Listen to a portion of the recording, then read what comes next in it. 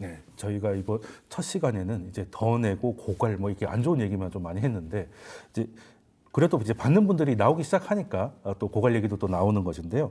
최근에 또 보니까 부부 두 분이 받아서 월 평균 연금액이 500만 원이 넘는 케이스가 나오기 시작했다는 보도가 나오는데 그래도 두 분이 받아도 500만 원은 그렇게 흔한 일은 아닌 거죠? 특이 그렇죠. 케이스인 거죠? 네. 네, 어느 정도 해야 이렇게 받을 수 있는 건가요? 실제로 국민연금 지금 수령자가 네. 그러니까 인당 거의 250만 원 이상을 받으시는 거거든요. 네. 그러니까 이게 국민연금 제도가 88년 1월 달에 시행이 됐습니다. 네. 그러니까 그 전에 70년대 직장 생활을 하셨던 분들은 그때는 국민연금 제도가 없기 때문에 내고 싶어도 못 냈었죠. 네. 근데 88년도에 직장 생활을 시작하면서 국민연금을 냈던 분이 이제 한 37년간 가입하신 분들이 생기는 거고 네. 조만간 이제 40년 가입자도 나오겠죠.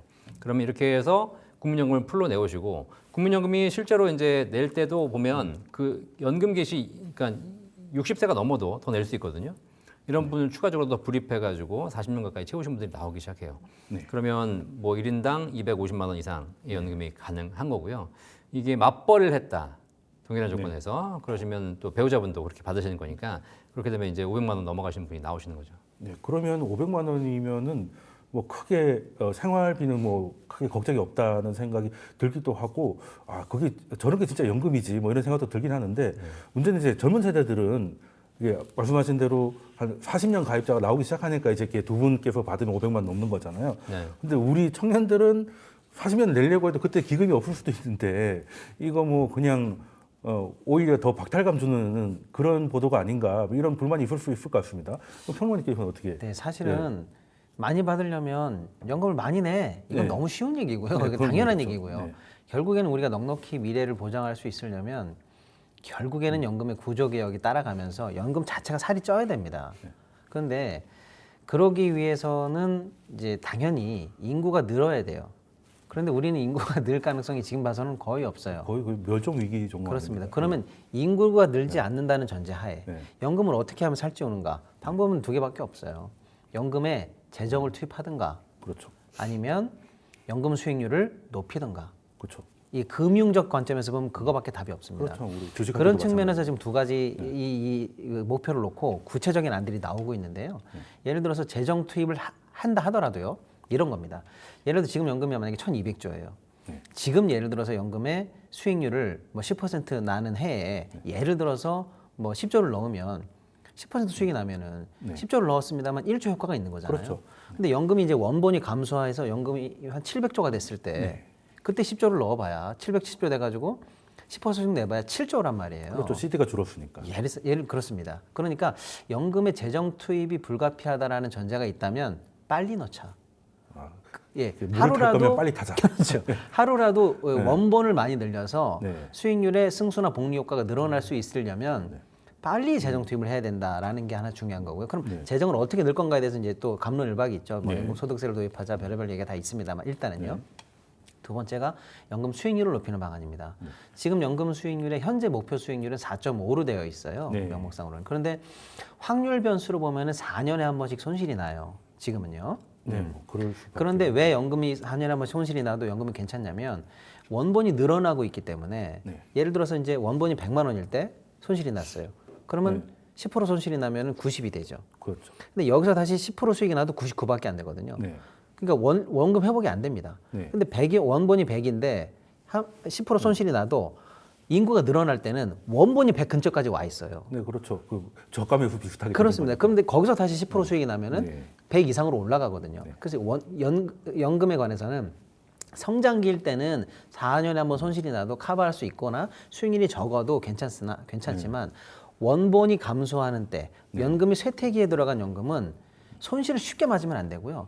수익을 확실하게 내야 되거든요. 네, 그럼 보수적으로 해야 돼요. 그렇습니다. 그래서 아까도 연금 고갈 연도를 14년까지도 넓게 잡을 거는 수익률이 6.5라고 전제했을 때 얘기거든요. 그럼 지금 우리가 목표 수익률 확실하게 4.5에서 5.5나 6.5로 높인다는 건 뭐냐? 대체 자산이나 위험 자산을 확실하게 늘린다는 거고요. 그렇겠죠. 국내 자산을 최대한 많이 줄인다는 거예요. 네, 뭐 국내가 수익이 계속 안 좋다고 본다면. 그렇습니다. 그러니까 재정을 투입하더라도 어떻게 해야 되는가? 목표 수익률 높이더라도 어떻게 해야 되는가? 이게 사실은 디테일로 들어가면 굉장한 사실 논점들을 깔고 있는 얘기거든요. 이 부분에 대해서도 빨리 논의가 돼야 청년 세대들도 지금 윗세대들처럼 낸 돈보다 많이 받을 수 있는 연금을 그나마 기대할 수 있습니다. 네, 그 어르신들만큼은 안 돼도 적어도 내가 그렇죠. 낸 거에 물가 상승률 정도는 받을 수 있으려면 네. 이런 좀 어떻게 보면 좀 적극적인 행보가 필요하다 말씀을 주셨는데 자, 그러면 지금 현실적으로 그두 분께서 특이 케이스로 500만 원 넘는 거는 이제 그러니까 보도가 되는 거죠. 특이한 거니까. 이게 보통은 얼마나 받으십니까? 평균 수령액이 어느 정도 되나요? 실제 현재 국민연금 가입자의 평균 수령액은 65만 원 정도입니다. 네, 인당 65만 예, 원인 거죠. 그렇게 네. 크게 늘지 않고 있고요. 물론 내년 후년에 계속 이제 본격적으로 연금이 늘어나긴 하겠지만 네. 그렇게 높지 않지만 사실 이렇게 보도가 500만 원 넘게 나오는 것도 그렇게 바람직하지는 않은 것 같아요. 사람들로 하여금 약간 위화감을 조정하는 거잖아요. 네, 맞습니다. 그런데 지금 막상 국민연금 개시를 앞두고 계신 분들은 네. 어쨌든 노후 자금이 부족하지 않습니까? 네. 그러니까 국민연금을 더 받기 위해서 굉장히 많은 노력을 하고 있습니다. 여러 가지 대안들이 있거든요. 그래서 이제 그런 대안들을 잘 쓰면 팁을 좀 연금이 알려주시면 안 될까요? 올라가는 거죠. 일단 뭐 몇 가지가 있는데요. 첫 네. 번째가 임의 계속 가입이라는 제도가 있습니다. 아, 그 자기가 임의적으로 더 낼 수 있다는 말이죠. 네, 임의 계속 가입. 그래서 60세가 되면 납입 의무가 종료되거든요. 그러니까 뭐 내가 국민연금이 더 이상 안 내도 되겠다라고 생각하실 수 있겠지만, 그럼 내가 지금 돈이 좀 여유가 있는데 이걸로 내가 다른 걸 뭘 하려고 생각해 보니 마땅한 대안이 없는 거죠. 네. 국민연금 제도가 아직은 굉장히 좋은 제도를 유지하고 네. 있기 때문에 그러면 연금 받기 전까지 한 3년에서 5년간 네. 더 불입할 수 없을까 고민할 때 국민연금 제도 중에서 60세 이후에 납입 의무가 종료되어도 네. 연금 받기 전까지 그 기간 동안 추가로 더 낼 수 있는 네. 그런 제도가 있거든요. 그걸 해서 한 달에 30만 원씩이든 40만 원씩이든 꾸준하게 한 3, 4년간 더 불입하시게 되면 네. 연금액이 많이 올라가는 그런 제도를 활용해 볼 수 있습니다. 제 주변만 보더라도 60대 분들이 일을 안 하시는 분들 별로 없어요. 네, 20대보다 오히려 더 일을 많이 하십니다. 맞아요. 그러니까 임의 가입을 다 하고 계시더라고요. 네. 근데 이제 차이점은 뭐냐면 또 그런 불만이 있으십니다.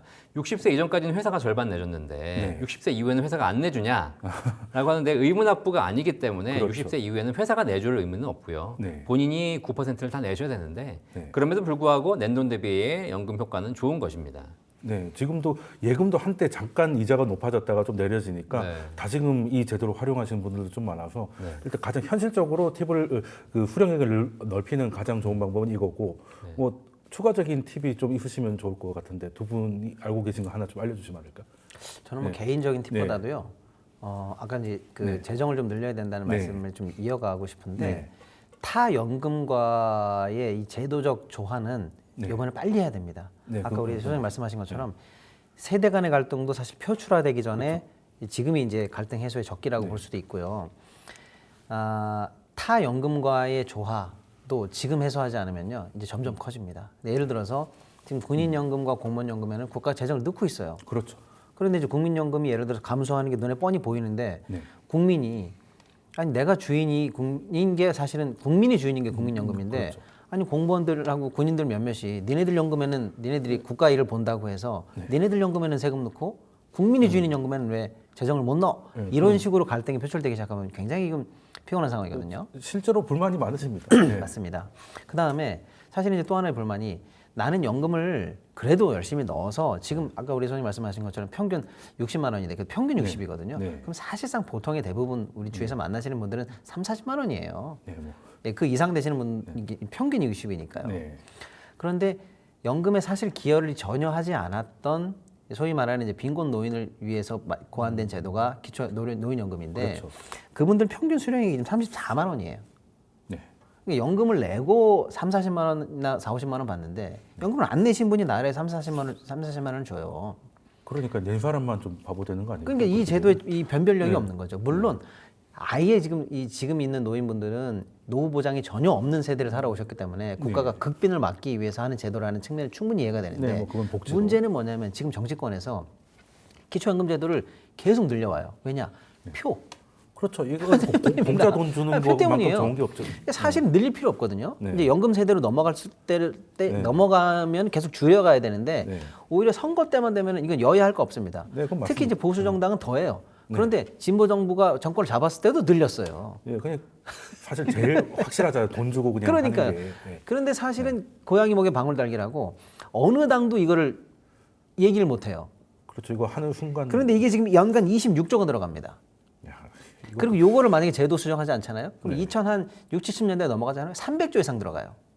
300조면 지금 우리나라 예산 절반 아닙니까? 그러니까요. 그러니까 어차피 줄여가야 됩니다. 그런 측면에서 연금과의 조화, 재정 투입의 여력의 확보, 타연금과의 조화 이런 것들을 통해서 연금을 살찌우고 그거에 따른 이익을 다른 세대와 쉐어하는 방식. 이걸 지속적으로 연구하고 국민에게 설득하고 홍보해야 되는데 그건 덜 하면서 마지막에 결정적으로 선거 때는 계약으로 계속 나가면서 재정을 딴 데로 빼는. 국민연금 늘리기는 이제 합의를 해야 되니까 기초연금으로 쉽게 가는 거죠. 네, 그런 부분이 전 오히려 더 안타깝습니다. 네. 이해가 되면서도 답답한 상황인데요. 그러면 박사님께도 그럼 질문을 하나 드려보겠습니다. 그러면 개인적으로 수령액을 늘리는 것도 중요하겠지만 기금 전체가 더 늘어나는 게 가장 좋으니까 우리나라 일단 수익률을 재정은 투여하는 거는 이제 국가가 결정을 해야 될 부분이니까 수익률 높일 만한 뭐 그런 연기금의 운용 방식 뭐 이런 거에 변화가 좀 필요한 것도 있지 않을까요? 근데 사실 국민연금공단 연금기금 네. 운용본부의 그 수익률 결과를 보면 네. 일반 개인 자산이 운용하는 것보다 훨씬 좋습니다. 네, 그건 맞습니다. 네, 그러니까 기금 운용에 대해서 우리가 뭐 더 잘해라라고 얘기할 건 없어요. 사실 그만큼 해주시는 것도 굉장히 잘하시는 거고 기금 운용에 대해 탓할 건 없는데 네. 다만 이제 여러 가지 법과 제도 중에서 이제 위험자산 투자 비중을 제한하고 있고 그렇기 때문에 지금 현재 목표 수익률이 4.5%밖에 안 되는 거잖아요. 근데 물론 이제 위험자산을 더 편입한다고 해가지고 수익이 더 난다라는 보장을 할 수 없지만 약간 이제 앞으로는 투자 수익을 늘리기 위해서 약간 조금 더 위험자산 비중, 뭐 글로벌 투자 비중을 조금 더 늘릴 필요가 있을 것 같고 그렇게 해서 기금 운용을 잘 해가지고 조금만 더 늘어난다고 하게 되면 말씀하신 대로 기금 고갈이 5년, 10년 늦출 거를 15년, 20년 늦출 수 있는 거거든요. 네, 그런 부분을 또 말씀하신 대로 빨리 진행을 해서 좀 원본이 많이 있을 때 그런 수익률을 내는 게 좀 중요하죠. 저는 꼭 드리고 싶은 말씀이 제가 이제 또 금융권 출신이다 보니까 연금을 쉽게 말하면 매니징하는 연금의 기금 운용력들 쉽게 말하면 연금 펀드 매니저들이에요. 이 친구들이 쉽게 말씀드리면 우리 전 국민의 노후와 국부를 관리하는 사람들 아니겠습니까? 그러니까 상식적으로는 우리나라에서 가장 똑똑한 사람, 그야말로 최고 에이스들이 거기 있었으면 좋겠는데요. 제가 얼마 전에도 통계를 보니까 실무급들 민간으로 보면은 과차장급이에요.